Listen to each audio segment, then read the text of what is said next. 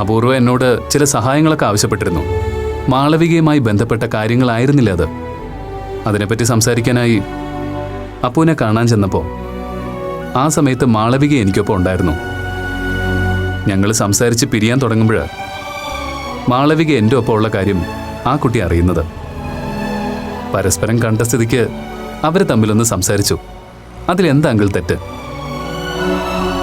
കണ്ടാൽ മിണ്ടാതിരിക്കത്തക്ക വിധം അവർ തമ്മിൽ എന്തെങ്കിലും ഇഷ്യൂസ് ഉള്ളതായിട്ട് എനിക്ക് തോന്നുന്നില്ല.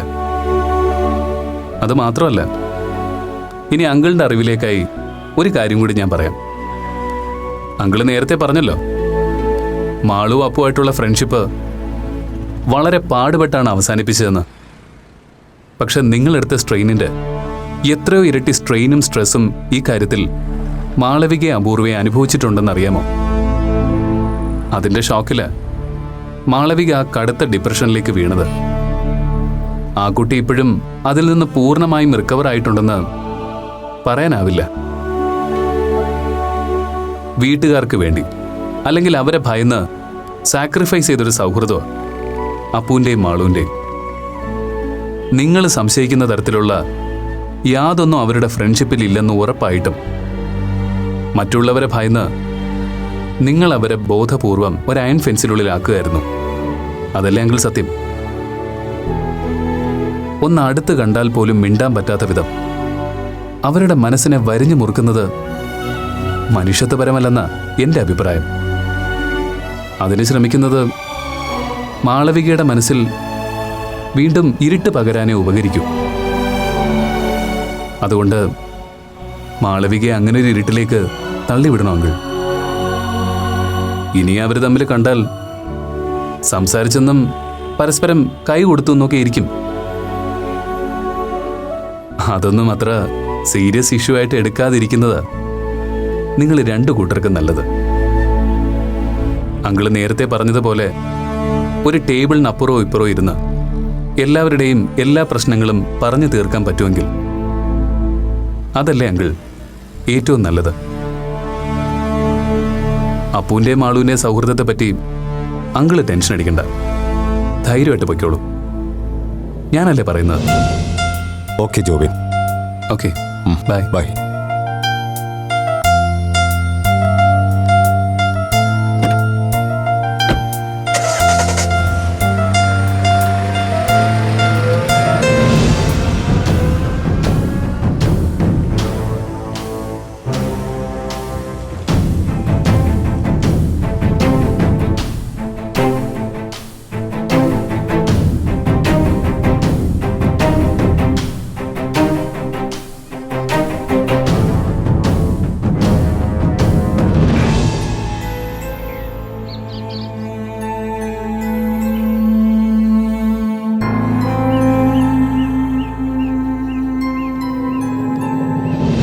എന്തു ചേട്ടാ, ആകെ ഒരു ഷോകൽ ലൈനിലാണല്ലോ നിന്റെ ഇരിപ്പ്.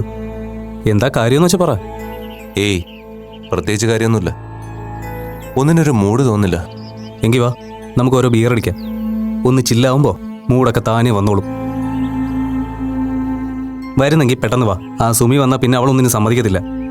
എനിക്ക് വേണ്ട, നീ വേണമെങ്കിൽ പോയിട്ട് വാ. അതെന്ത് പറച്ചില്ല. ഒരു കമ്പനിയില്ലാതെ എങ്ങനെയാ ചില്ലാവുന്നത്? വേണ്ടെങ്കിൽ വേണ്ട. എന്നാലും ആ വീഡിയോ കണ്ടിട്ട് അവളുടെ അച്ഛനൊന്ന് റിയാക്ട് ചെയ്ത പോലും ഇല്ലല്ലോ. അതെന്തായിരിക്കും? ഓഹോ, അപ്പം അതായിരുന്നു നിന്റെ മൂഡ് ഔട്ടിൻ്റെ കാരണം. കൊള്ളാം, എനിക്ക് എപ്പോഴേ ഡൗട്ടുണ്ടായിരുന്നു. അപ്പുക്കുട്ടനും മാളും തമ്മിൽ വീണ്ടും കോണ്ടാക്ട് ഉണ്ടെന്ന് കണ്ട അങ്ങേരുടെ ഒരു ക്യാരക്ടർ വെച്ച് അയാൾ ആകെ പാനിക് ആവേണ്ടതാണ്. പക്ഷെ ഇത് കണ്ടിട്ട് അയാൾ ഒരു റിപ്ലൈ പോലും തന്നില്ല എന്ന് വെച്ചാ അതിലെന്തോ കുഴപ്പമുണ്ടല്ലോ. എന്ത് കുഴപ്പം? അതുങ്ങളെ തല്ലിയും ശാസിച്ചൊന്നും നേർവഴിക്ക് കൊണ്ടുവരാൻ പറ്റില്ലെന്ന് അങ്ങേർക്ക് മനസ്സിലായി കാണും. അടിച്ച വഴിയെ പോയില്ലെങ്കിൽ പോന്ന വഴിക്ക് പോട്ട് പുല്ലെന്ന് അങ്ങേർക്കും തോന്നിയിട്ടുണ്ടാവും. ഞാൻ എന്തായാലും മാളവികയുടെ അച്ഛനൊന്ന് വിളിച്ചു നോക്കാൻ പോവാ. എന്താ സംഭവം എന്നറിയാലോ.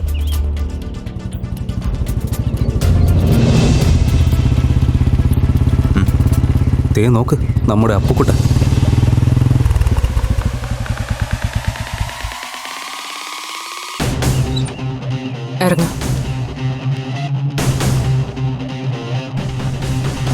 ഇപ്പം ഞാൻ പറഞ്ഞത് സത്യമാണെന്ന് നിനക്ക് മനസ്സിലായില്ലേ? വായി നോക്കിയാളുടെ കോറം തികഞ്ഞില്ലല്ലോ. ആ സുമി ശ്രീകുമാർ വന്നില്ലല്ലോ. അവളും കൂടെ ഉണ്ടെങ്കിലേ നമ്മുടെ ഈ ഷോ ഹിറ്റാവൂ. നമ്മളിവിടെ വന്നു എന്നറിഞ്ഞാൽ ആള് പൊട്ടി വീണതുപോലെ ഇവിടെ എത്തും. നമുക്ക് വെയിറ്റ് ചെയ്യാം.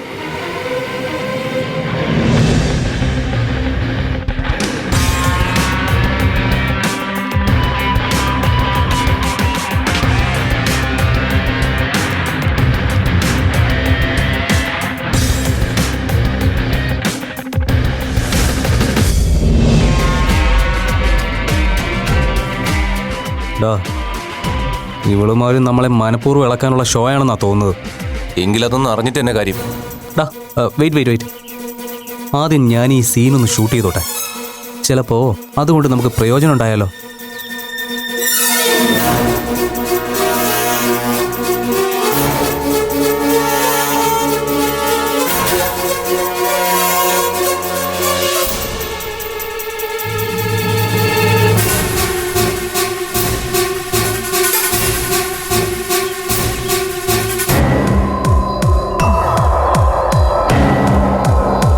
അണ്ണന്മാര് സീൻ പിടുത്തം തുടങ്ങിയിട്ടുണ്ട്. നീ ഇവിടെ ഇരിക്ക, ഞാനൊന്ന് പോസ് ചെയ്തിട്ട് വരട്ടെ.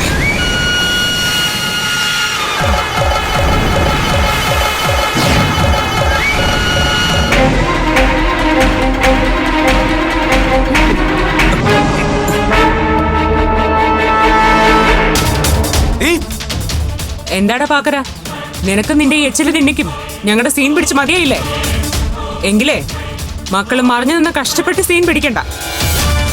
ഇങ്ങ് വാ, നല്ല ഡേ ലൈറ്റില് നല്ല മുട്ടായി പോലെ ഒന്ന് ഷൂട്ട് ചെയ്യാം. എന്നിട്ട് നിനക്ക് വേണ്ടപ്പെട്ടവർക്കൊക്കെ സെൻഡ് ചെയ്യാം. എന്താ, നിനക്ക് മതിയായില്ലേ? അതെ, ഷൂട്ട് ചെയ്യുമ്പോ എന്നെ മിസ് ചെയ്യല്ലേ. കാരണം ഞാനാണല്ലോ ഇതിന്റെ ഇടനിലക്കാരൻ. എടാ, നിനക്ക് ഹോസ്പിറ്റലിൽ വേറെ പണിയൊന്നും ഇല്ലേ? ഏയ്, എന്റെ മൊബൈൽ ഇങ്ങതാ.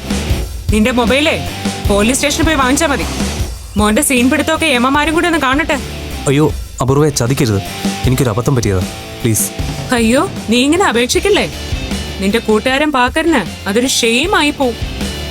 മോനെ പാക്കര, നീ ആസിഡിന്റെയും പെട്രോൾ ബോംബിന്റെയും ഒക്കെ ഹോൾസെയിൽ ബിസിനസ് തുടങ്ങിയെന്ന് കേട്ടു. കുറച്ചുണ്ടാവോ എടുക്കാൻ?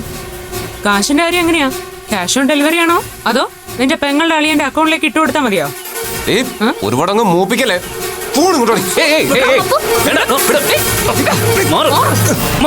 ഹലോ, കയ്യാങ്കളി ഒന്നും വേണ്ട സുഹൃത്തെ.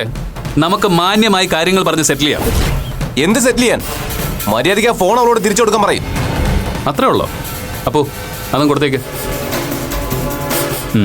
പിന്നെ ഇത് തിരിച്ചു തന്നത് ഇയാളുടെ ഭീഷണി കേട്ട് പേടിച്ചിട്ടൊന്നുമല്ല. നന്നാവാൻ ഒരു അവസരം തന്നാണെന്ന് കൂട്ടിയാൽ മതി. അന്ന് ജ്യൂസ് സ്റ്റോളിൽ വെച്ച് കണ്ടപ്പോഴേ ആളൊരു തരികിടയാണെന്ന് തോന്നിയിരുന്നു. പക്ഷെ ഇത്ര ചീപ്പാണെന്ന് കരുതിയില്ല. ഇനിയെങ്കിലും ഒന്ന് നന്നായി കൂടെ ബായി. ചുമ്മാ ആണുങ്ങളുടെ വില കളയാൻ നടക്കല്ലേ. നിങ്ങള്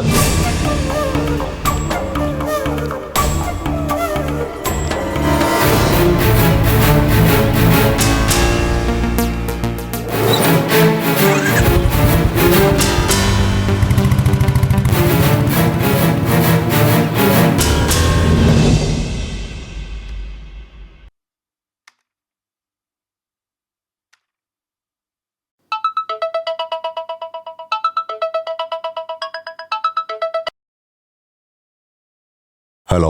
ഹലോ അങ്കിൾ. അങ്കിൾ ഫ്രീ ആണോ? എനിക്ക് അല്പം ഒന്ന് സംസാരിക്കാനുണ്ടായിരുന്നു. എന്താ അരുൺ, പറഞ്ഞോളൂ. അങ്കിളിനോട് എന്തും തുറന്നു പറയാനുള്ളൊരു സ്വാതന്ത്ര്യം ഉണ്ടായിരുന്നു എന്നായിരുന്നു എൻ്റെ ഇതുവരെയുള്ള വിശ്വാസം. അതിനിപ്പോൾ എന്ത് പറ്റി അരുൺ? അല്ല, ആ വിശ്വാസം ഉള്ളതുകൊണ്ടാ അപൂർവയും ആളും കൂടി ആ ഡോക്ടറിന്റെ ഒത്താശയോട് കൂടി പുറത്ത് വെച്ച് മീറ്റ് ചെയ്തതിന്റെ വീഡിയോ ഞാൻ അങ്കിളിന് ഫോർവേഡ് ചെയ്തത്. ആ, അത് ഞാൻ കണ്ടിരുന്നു. ആ വീഡിയോ അരുൺ എവിടുന്നാ കിട്ടിയത്? അത് എൻ്റെ ഒരു ഫ്രണ്ട് എനിക്ക് സെൻഡ് ചെയ്ത് തന്നതാ. അപൂർവയും മാളവികയുമായി ഇപ്പോൾ യാതൊരു കോണ്ടാക്റ്റും ഇല്ലാന്ന് ഞാൻ അവനോട് തർക്കിച്ചപ്പോൾ അവനതിൻ്റെ എവിഡൻസ് ആയിട്ട് എനിക്ക് സെൻഡ് ചെയ്ത് തന്നതാ. അത് കണ്ടപ്പോൾ അങ്കിളും ആൻറ്റിയും ഒന്നും അറിയാതെ മാളവിക അപൂർവയെ കോണ്ടാക്ട് ചെയ്യുന്നത് നല്ലതല്ലാന്ന് തോന്നി. അതുകൊണ്ടാ ഞാൻ ആ വീഡിയോ അങ്കിളിന് ഫോർവേഡ് ചെയ്തത്. അരുൺ, അത് താൻ ഉദ്ദേശിക്കുന്നത് പോലെ മാളവിക ഞങ്ങൾ അറിയാതെ അല്ല അപൂർവയെ കണ്ടത്. അവർ തമ്മിൽ അങ്ങനൊരു മീറ്റിംഗ് നടന്ന കാര്യം മാളു എന്നോട് പറഞ്ഞിരുന്നു. പക്ഷെ ഞാനത് അറിയുന്നില്ലല്ലോ അങ്കിൾ. എങ്കിൽ ഞാനത് സെൻഡ് ചെയ്യ പോലും ഇല്ലായിരുന്നു. ഞാനത് അയച്ചു തന്നത് ഇഷ്ടമായില്ലെങ്കിൽ ആ കാര്യം അങ്കിളിന് എന്നോട് തുറന്ന് പറയായിരുന്നു. അതിനു പകരം അപൂർവയും മാളവികയും ഇട്ട് എന്നെ ഇങ്ങനെ ഇൻസൾട്ട് ചെയ്യേണ്ട കാര്യമൊന്നും ഇല്ലായിരുന്നു. അത് അങ്കിളിന്റെ അറിവോടെയാണെന്ന് എനിക്ക് മനസ്സിലായി. അരുൺ, താൻ എന്താ ഈ പറയുന്നേ? അപ്പു മാളും തന്നെ ഇൻസൾട്ട് ചെയ്തെന്നോ? എന്തിന്? എവിടെ വെച്ച്? സോറി, നടന്നതൊന്നും അങ്കിളിന്റെ അറിവോടെ അല്ലാന്ന് വിശ്വസിക്കാൻ എനിക്ക് ബുദ്ധിമുട്ടുണ്ട്. സത്യമായും അങ്ങനൊരു സംഭവം നടന്നത് എന്റെ അറിവോടെ അല്ല അരുൺ. എന്താ ഉണ്ടായത് അത് പറയൂ. എന്താ ഉണ്ടായതെന്ന് അങ്കിള് മോളോട് തന്നെ ചോദിച്ചു നോക്ക്. എന്തായാലും ഞാൻ ആ കുട്ടിയുടെ നന്മ മാത്രമേ ഉദ്ദേശിച്ചിട്ടുള്ളൂ. ആ എന്നോട് ഇങ്ങനെയൊക്കെ പെരുമാറാൻ അങ്കിളിന്റെ മോൾക്ക് തോന്നിയല്ലോ എന്ന് ഓർക്കുമ്പോ എനിക്ക് നല്ല സങ്കടമുണ്ട് അങ്കിൾ. സാരമില്ല, നിങ്ങൾക്ക് ആർക്കും ഇഷ്ടമല്ലെങ്കിൽ ഞാൻ ഇനി മാളവികയുടെ ഒരു കാര്യത്തിൽ ഇടപെടില്ല. Thank you uncle. എന്റെ ഭാഗത്ത് നിന്ന് എന്തെങ്കിലും തെറ്റുണ്ടായിട്ടുണ്ടെങ്കിൽ ഒരിക്കൽ കൂടി ഞാൻ സോറി പറയുന്നു. അരുൺ, ഹലോ. ഛെ.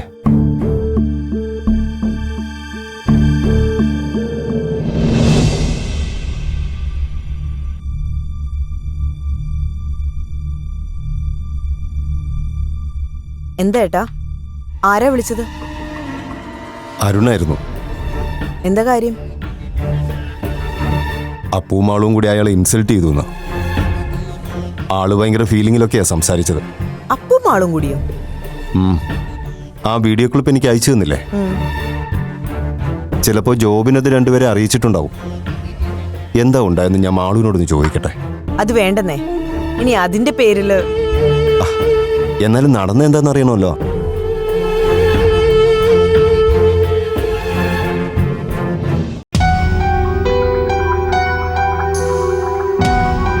മാളു, മാളു,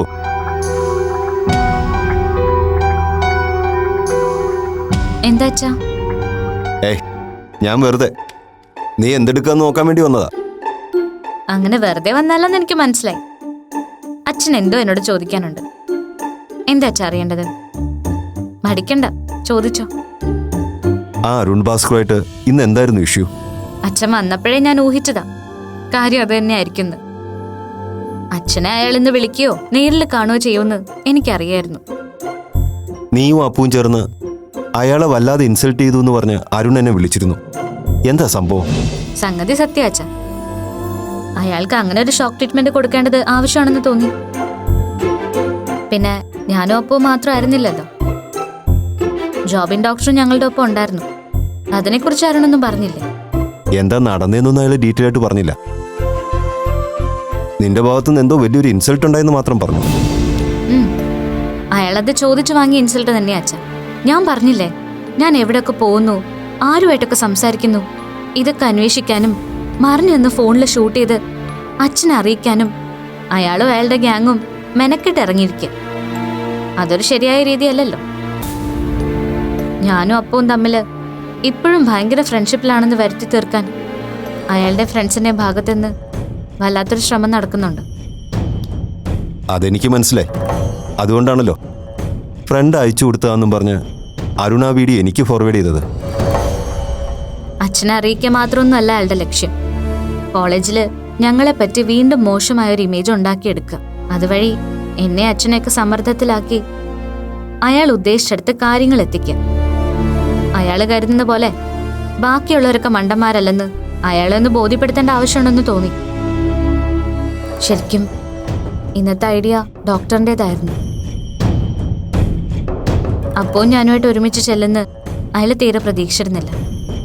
മാളു, അരുണുമായിട്ടുള്ള ഇഷ്യൂവിൽ നീയും ജോബിനും ഒക്കെ എന്തിനാ അപ്പൂനെ കൂടി ഇൻവോൾവ് ചെയ്യിക്കുന്നത്? തുറന്നു പറയാലോ, അതൊന്നും എനിക്ക് ഇഷ്ടമുള്ള കാര്യമല്ല. അച്ഛന്റെ പേടി എനിക്ക് മനസ്സിലാവുന്നുണ്ട്. പക്ഷെ അച്ഛനോട് ഞാൻ ഉറപ്പിച്ചു പറയാം, ഞാനും അപ്പവും തമ്മിൽ പഴയതുപോലെ ഒരു ഫ്രണ്ട്ഷിപ്പ് ഇല്ല. അതിൽ നമ്മുടെ പാവൻ ഡോക്ടർക്ക് അരുൺ ഭാസ്കർ പറയുന്ന പോലെ ഒരു ഇടനിലക്കാരന്റെ റോളും ഇല്ല. അച്ഛൻ ഇനിയെങ്കിലും ഞാൻ പറയുന്നൊന്ന് വിശ്വസിക്കണം. നിന്നെ വിശ്വാസമുള്ളത് കൊണ്ടാണല്ലോ മാളു. എന്താ സംഭവിച്ചതെന്ന് നിന്നോട് നേരിട്ട് ചോദിച്ചറിയാൻ തന്നെ ഞാൻ വന്നത്. പിന്നെ അപ്പുവിൻ്റെ കാര്യം അത് നിന്നോട് പറയണമെന്ന് തോന്നി. നോക്കച്ച, അപ്പുവിനെ ഞാൻ തീരെ കാണാറില്ല, സംസാരിക്കുന്നില്ല എന്നൊന്നും ഞാൻ കള്ളം പറയുന്നില്ല. അപ്പുവിന്റെ പ്രശ്നങ്ങൾ കഴിവതും രമ്യമായി പരിഹരിക്കാൻ ഡോക്ടറുടെയും ഡേസി ആന്റിയുടെയും ഭാഗത്തുനിന്ന് ചില ശ്രമങ്ങൾ നടക്കുന്നുണ്ട്. അപ്പു അതിനോട് നല്ല രീതിയിൽ സഹകരിക്കുന്നുമുണ്ട്. ഞാൻ കൂടെ ഉള്ളപ്പോഴാകും ചിലപ്പോ അപ്പു ഡോക്ടറെ നേരിട്ട് കാണണമെന്ന് പറഞ്ഞ് വിളിക്കുന്നത്. അപ്പോ ഡോക്ടർ ചിലപ്പോ എന്നെയും കൂട്ടാറുണ്ട്. ഞാൻ ഒഴിഞ്ഞു മാറാൻ ശ്രമിച്ചാലും പുള്ളിക്കാരനത് സമ്മതിക്കാറില്ല. അങ്ങനെ കണ്ടാലും മിണ്ടാതിരിക്കേണ്ട ആവശ്യമില്ലെന്നാ ഡോക്ടർ പറയുന്നത്. ആലോചിച്ച് നോക്കിയപ്പോ അത് ശരിയാണെന്ന് എനിക്കും തോന്നിയച്ച. അങ്ങനെ ബോധപൂർവ്വം ഒഴിഞ്ഞു മാറി നടക്കേണ്ട കാര്യമൊന്നും ഇല്ലല്ലോ. ഒരുമിച്ച് ഒരു ക്ലാസ്സിൽ പഠിക്കുന്ന സ്റ്റുഡൻസ് എന്ന നിലയിൽ ഞങ്ങൾ പരസ്പരം മിങ്കിൾ ചെയ്യും, സഹകരിക്കുകയൊക്കെ ചെയ്യുമല്ലോ. അതിലെന്താ കുഴപ്പം? അതിൽ കുഴപ്പമൊന്നുമില്ല. പക്ഷേ അതിനപ്പുറം പഴയതുപോലുള്ള അടുപ്പവും സ്നേഹവും ഒന്നും പാടില്ലെന്ന് അതല്ലേ അച്ഛൻ ഉദ്ദേശിക്കുന്നത്? ഇല്ല അച്ഛ, ഇനി അതിന് ശ്രമിച്ചാൽ കൂടി ഞങ്ങളെ കൊണ്ട് അതിന് സാധിക്കുന്ന തോന്നുന്നില്ല. അതുകൊണ്ട് ആ കാര്യം ഓർത്ത് അച്ഛൻ ടെൻഷൻ ആവണ്ട. ശരി, നിന്റെ പഠിത്തം നടക്കട്ടെ.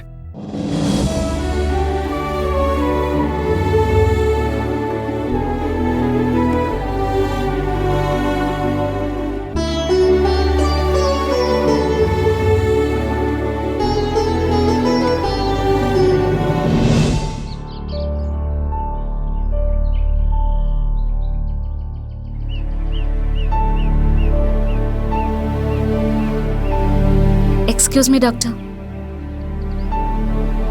സോറി, ഞാനെന്തോ ആലോചിച്ചങ്ങനെ നിന്നുപോയി. അത് മനസ്സിലായി. അതുകൊണ്ടാ ഇങ്ങനൊരാൾ കൂടെ ഉണ്ടെന്ന് ഓർമ്മിപ്പിച്ചത്. അല്ല, ഡോക്ടർക്ക് എന്താ എന്നോട് അത്യാവശ്യമായിട്ട് എന്തോ പറയാനുണ്ടെന്ന് പറഞ്ഞത്? അത് പറയാം. ആക്ച്വലി ഞാനത് എങ്ങനെ തന്നോട് പ്രസന്റ് ചെയ്യും എന്നതിനെ പറ്റി ആലോചിക്കായിരുന്നു. അതെനിക്ക് തോന്നി. ഇത്രയും സമയം അതേക്കുറിച്ച് തന്നെ ആലോചിക്കണമെങ്കിൽ അതത്രയ്ക്ക് സീരിയസ് മാറ്റർ ആയിരിക്കണമല്ലോ. യാ, ഓഫ് കോഴ്സ്, ഇതൊരു സീരിയസ് മാറ്റർ തന്നെയാ. എന്താ ഡോക്ടർ, അപ്പുവിന്റെ കാര്യം വല്ലതുമാണോ? അവൾക്ക് എന്തെങ്കിലും പ്രോബ്ലം? നോ, ഇത് അപ്പുവിന്റെ കാര്യമല്ല, തികച്ചും പേഴ്സണലാ. ഐ മീൻ, നമ്മളെ മാത്രം സംബന്ധിക്കുന്ന കാര്യമാണ്. മാളവിക, അതായത് ഞാൻ പറയാൻ വന്ന കാര്യം എന്താന്ന് വെച്ചാൽ, അത് പിന്നെ ഞാനത് പറഞ്ഞു കഴിയുമ്പോൾ എങ്ങനെയാവും ഇയാൾ റിയാക്ട് ചെയ്യാന്ന് എനിക്കറിയില്ല. പക്ഷേ ഒരു കാര്യം എനിക്ക് ഉറപ്പ് തരണം. എന്തു പറ്റി? ഡോക്ടർക്ക് ഇങ്ങനൊരു സ്റ്റാർട്ടിംഗ് ട്രബിൾ പതിവില്ലാത്താണല്ലോ. എന്താണെങ്കിലും എന്നോട് തുറന്നു പറഞ്ഞോളൂ. അതിന്റെ പേരിൽ ഞാൻ ഡോക്ടറോട് പിണങ്ങാനും വഴക്കിടാനൊന്നും വരില്ല. പോരെ? യെസ്, അത് മതി. അങ്ങനെ ഒരു ഉറപ്പ് മതി എനിക്ക്. ഇനിയിപ്പോ ധൈര്യമായിട്ട് എനിക്കത് പറയാമല്ലോ. ഞാനൊരു സിംഗിൾ പാരന്റ് ചൈൽഡാണെന്നുള്ള കാര്യം തനിക്കറിയാമല്ലോ. ഒരുപാട് കഷ്ടപ്പെട്ടിട്ടാ എന്നെ എൻ്റെ ഡേസി ടീച്ചർ വളർത്തിയത്. എന്തിനും ഏതിനും എനിക്കെൻ്റെ മമ്മി മാത്രമേ ഉണ്ടായിരുന്നുള്ളൂ. കുഞ്ഞുനാളിൽ എന്നെ ഉറക്കാൻ വേണ്ടി മമ്മി ഒരുപാട് കഥകൾ പറഞ്ഞു തരുമായിരുന്നു. രാജാവിൻ്റെയും രാജകുമാരിയുടെയും പുണ്യാളന്മാരുടെയും മാലാഖമാരുടെയൊക്കെ കഥകൾ. അതൊക്കെ കേട്ട് കേട്ട് എനിക്ക് മടുത്തു എന്ന് മനസ്സിലാവുമ്പോൾ ഡേയ്സമ്മ ടീച്ചർ തൻ്റെ മാസ്റ്റർ പീസ് ഐറ്റം പുറത്തെടുക്കും. അതെന്താണെന്നറിയോ? കഥയാണോ? കഥയാണോന്ന് ചോദിച്ചാൽ കഥ പോലെ തോന്നുമെങ്കിലും സംഭവം റിയൽ ലൈഫാണ്. അന്ന് ടീച്ചർ ആ കഥയ്ക്കൊരു പേരിടുമായിരുന്നു, അപ്പുവിൻ്റെയും മാളുവിൻ്റെയും കഥ.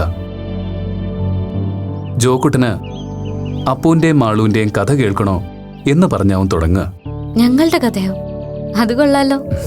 അതെ, എനിക്ക് ബോറടിക്കാതിരിക്കാൻ ടീച്ചർ ആ കഥയ്ക്ക് ഓരോ ചാപ്റ്ററുകൾ ഉണ്ടാക്കുമായിരുന്നു. ഉദാഹരണത്തിന് അപ്പവും മാളുവും സ്കൂളിൽ പോയ കഥ, അപ്പവും മാളുവും ഊഞ്ഞാലടിയ കഥ, പായസം കുടിച്ച കഥ. അങ്ങനെ ടീച്ചറിന് അപ്പം മനസ്സിൽ തോന്നുന്ന ഓരോരോ ടൈറ്റിലുകൾ. 5 or 6 വയസ്സുള്ളൊരു ചെക്കനെ ഉറക്കാൻ കഷ്ടിച്ച് 1-1.5 വയസ്സുള്ള 2 കുട്ടികളുടെ പേരിൽ കഥയുണ്ടാക്കി പറയുന്ന ടീച്ചമ്മ ടീച്ചറിന്റെ ഭാവനാവിലാസത്തെപ്പറ്റി പിന്നീട് ഞാൻ ടീച്ചറിനെ ഒരുപാട് കളിയാക്കിയിട്ടുണ്ട്. ടീച്ചറാള് കൊള്ളാലോ. ഇനി കാണുമ്പോ ഞാൻ ഉറപ്പായി ഇതിനെപ്പറ്റി ചോദിക്കുന്നുണ്ട്.